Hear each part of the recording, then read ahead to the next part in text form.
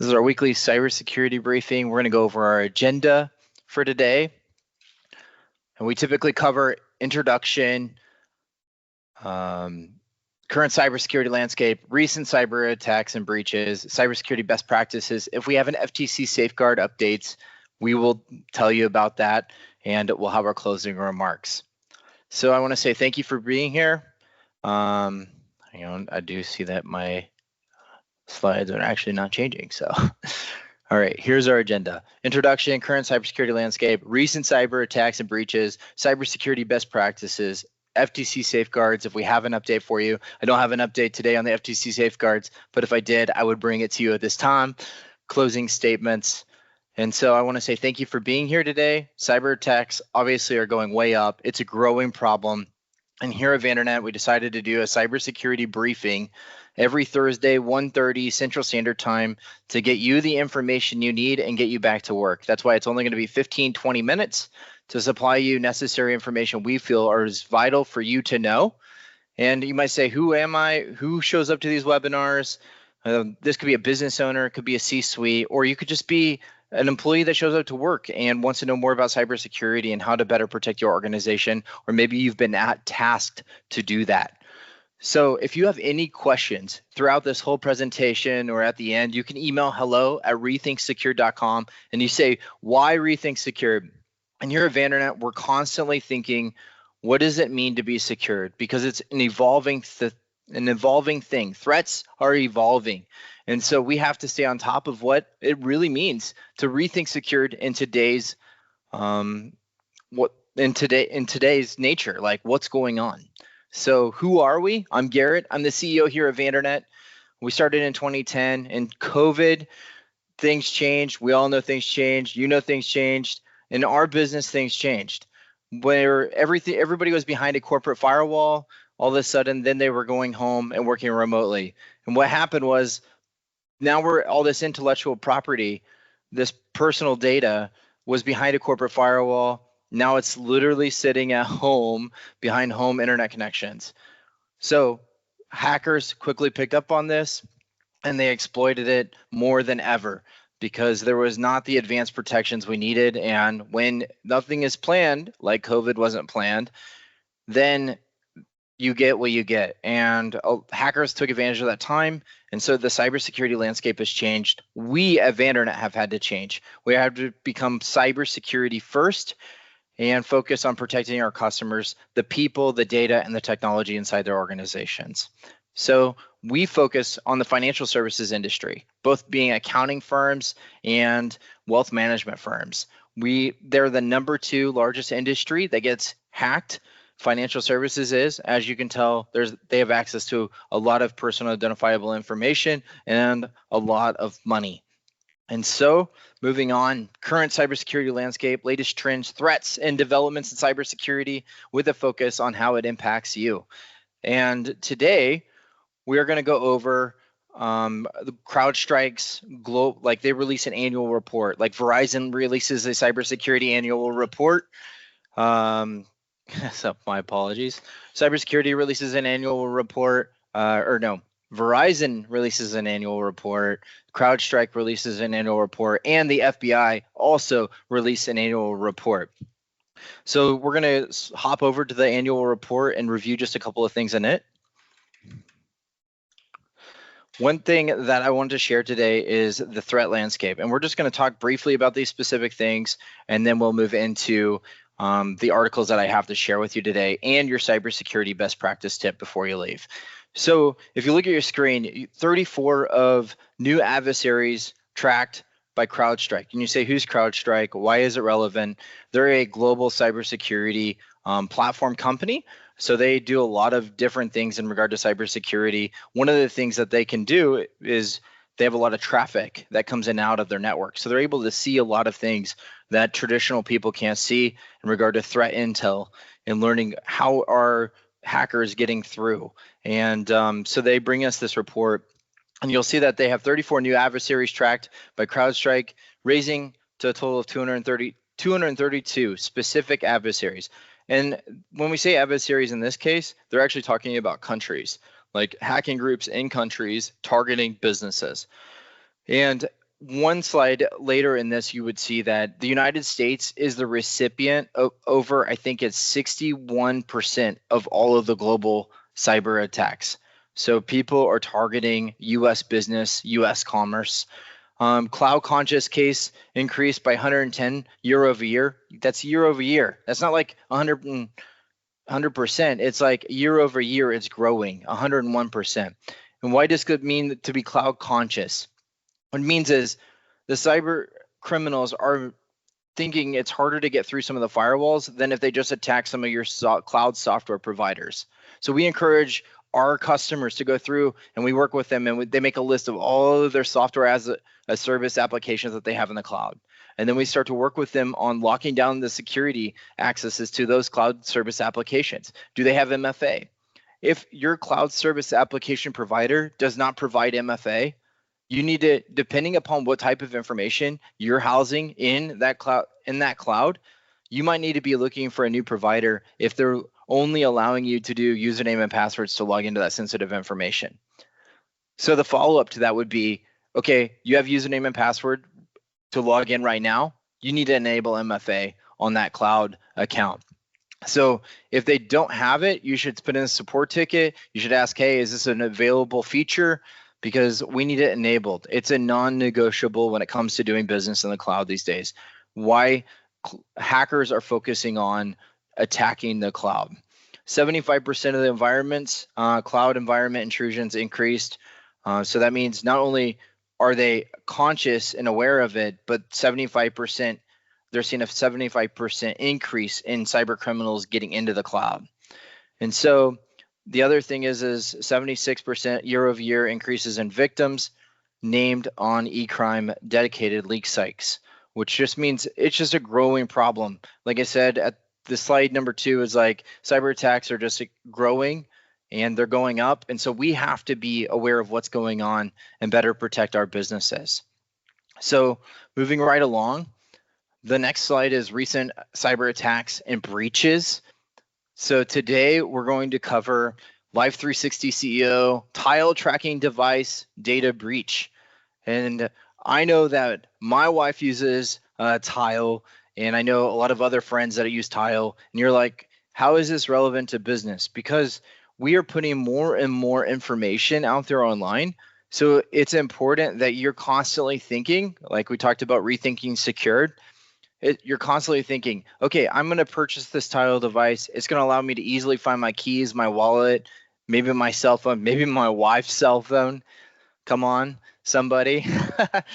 But the reality is we have to understand what the ramifications of that are. So go through that software as a service list that you have and start thinking about, if this information were to get out, how sensitive is that to my organization?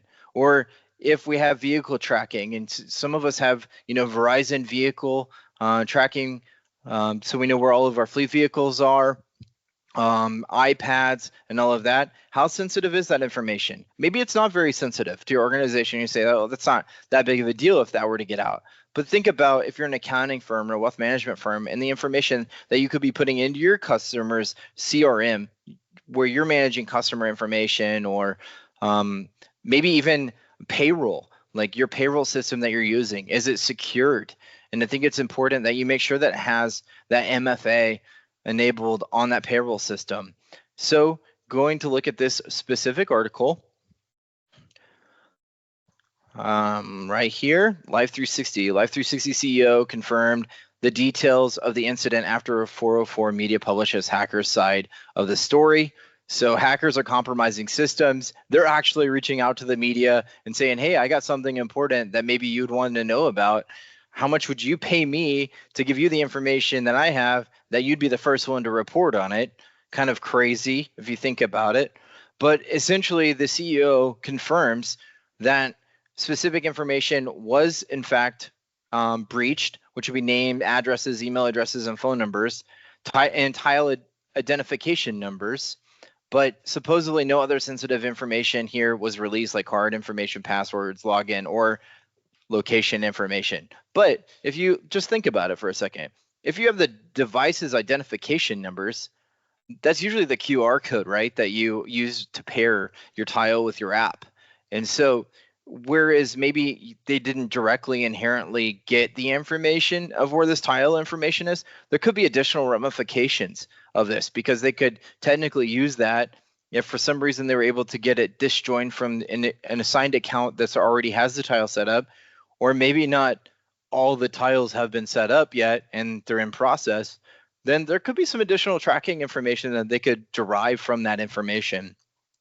So the next article that I want to bring up today is how to prevent material breaches by executive and board members.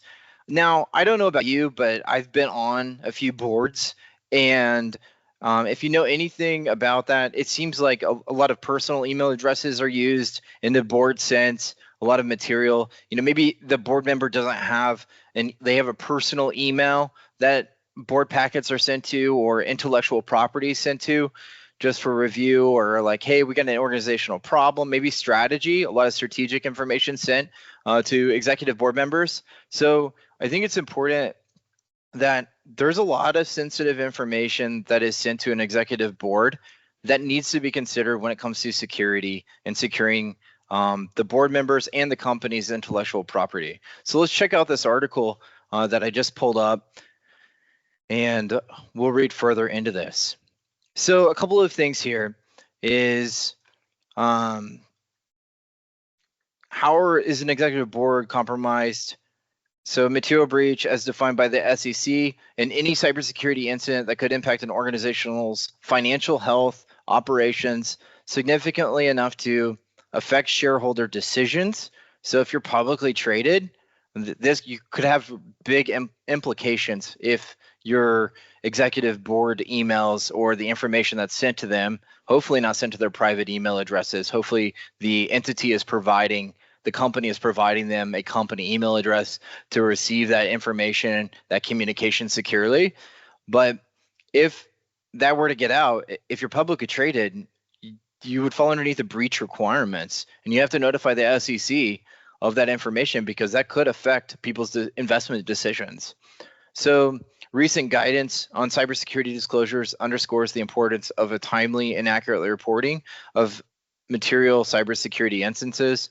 Examples from the field, the way that this usually happens can be like spear phishing, which is email, social engineering, which could be email, or it could be like somebody's reaching out to them and engaging with them on like Facebook Messenger, WhatsApp, Instagram, and then all of a sudden there's dialogue, and the next thing you know, their email is compromised.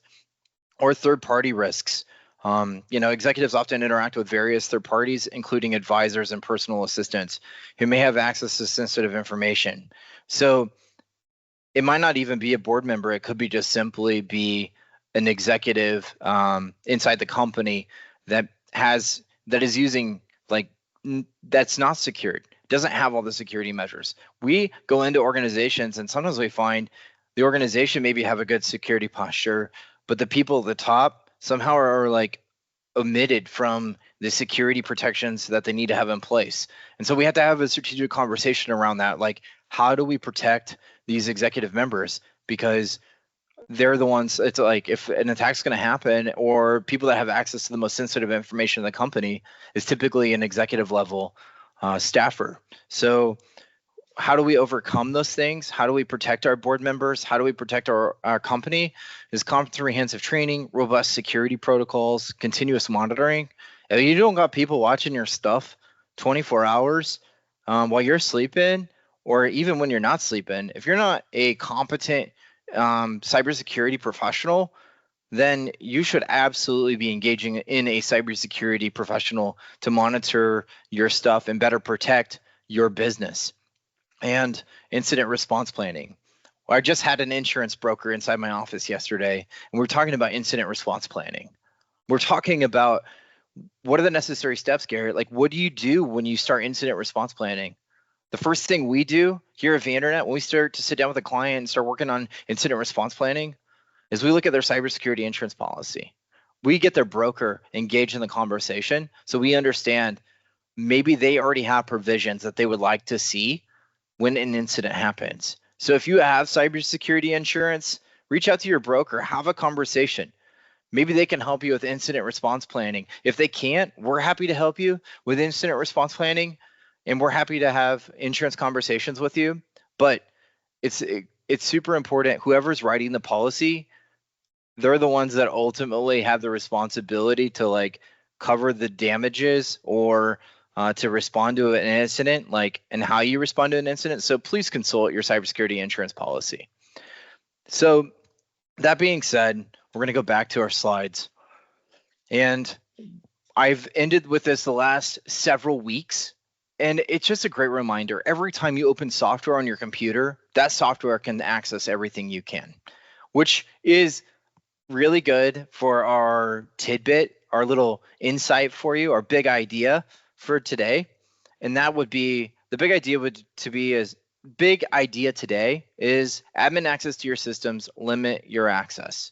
So a lot of times what we find in organizations is organizational leadership. Maybe they have too much access to systems than they really need. Privilege model. Unless the person should have access to the systems and resources that their specific job responsibilities require, they should not have access to those systems. So, which is crazy to think, but if you're executive leadership, you're an owner of an organization, if you don't access those systems or resources on a daily basis, maybe you don't have a reason to really have access to those systems and resources on a daily basis. That's why I like the picture on your screen right now. It's showing that there's layers, and that's why I picked this picture out. Is like the more layers you can put between you and the sensitive data and information of your organization, the better protected you're going to be, and you're going to minimize your risk. So that's what I said. Limit your access, limit your risk. So you need to probably do a permissions audit. And one of the things that we would absolutely encourage you to do is create what we call service, like break glass admin accounts, which means create an admin account for that particular software as a service application that is not your specific daily logged in account. And why that's important is you're starting to draw a line. You're starting to build layers between your account, which maybe should have limited access or limited permissions to your specific role inside the organization, but maybe you manage it for the rest of your organization. And then you would have a separate admin account that would be isolated, secured with MFA, that you would not be accessing and logging into every single day. And last but not least, I have to say, thank you for being here. We're going to get you out on time. If you have any questions, you can scan the QR code. We'd love to have a conversation with you. A free 15-minute cybersecurity strategy session to talk to you about maybe some of your security concerns and how maybe we at Vandernet can help you. I also want to remind you that we will, the same time next week, 1:30 Central Standard Time, we'll be back here with additional information. The goal is to provide you relevant information for your business to keep your business secured. And we want to supply that to you and get you back to work. I just want to say thank you once again for being here. It's always great to have new people, returning people to the cyber briefing, and we'll see you again next week.